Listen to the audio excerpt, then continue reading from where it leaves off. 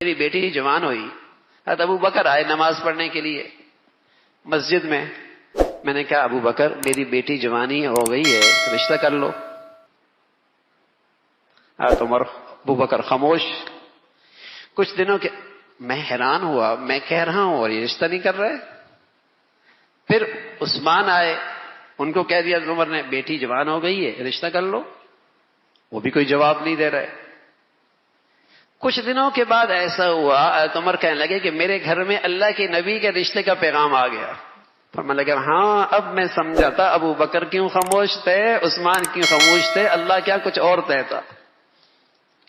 یعنی بے تکلفی کتنی تھی، ہمیں تو رسم و رواج نہیں مار دیا، تکلفات ہی نہیں مار دیا ہے۔ جو سب سے آسان چیز تھی وہ سب سے مشکل ہو گئی۔ سادہ زندگی تھی، اور پھر اس میں برکت ہے، سکون ہے، چین ہے، اور پھر اللہ رب العزت کی برکت کا تو کوئی ٹھکانہ نہیں ہے نا۔ کون پتہ نہیں اس رشتے سے اللہ والا پیدا ہو جائے، کون ولی اللہ پیدا ہو جائے، کوئی دین کا خادم پیدا ہو جائے، کوئی دین کا سپاہی دائی زندہ ہو جائے، برکت جو ہو گئی۔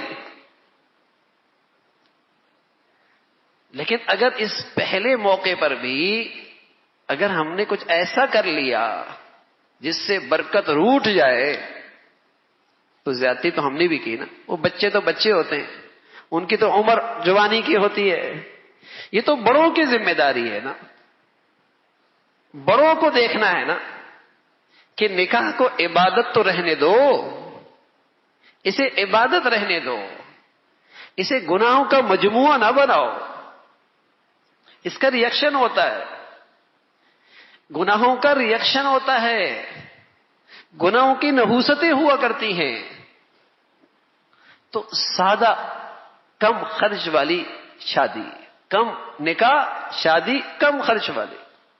تو رسول کریم صلی اللہ علیہ وسلم نے فرمایا اعظم النکاح ایسر و مونا، جس میں بوجھ کم، رسم و رواج نہ ہو، خرافات نہ ہو، اسراف نہ ہو، لینے دینے کی رسمیں نہ ہو۔ اب بچی آ رہی ہے گھر بھی لا رہی ہے، ورنہ تو بچی کا رشتہ نہیں۔ گچی آ رہی ہے بیچاری، اتنا فرنیچر بھی لا رہی ہے، اس کے بغیر گھر میں قابل قبول نہیں۔ یعنی شرائط ہوتے ہیں، پہلے سے فہرست بنائی جاتی ہے، پہلے سے اس کے لیے تجاویز ہوتی ہیں، یہ زیادتی ہے، یہ زیادتی ہے۔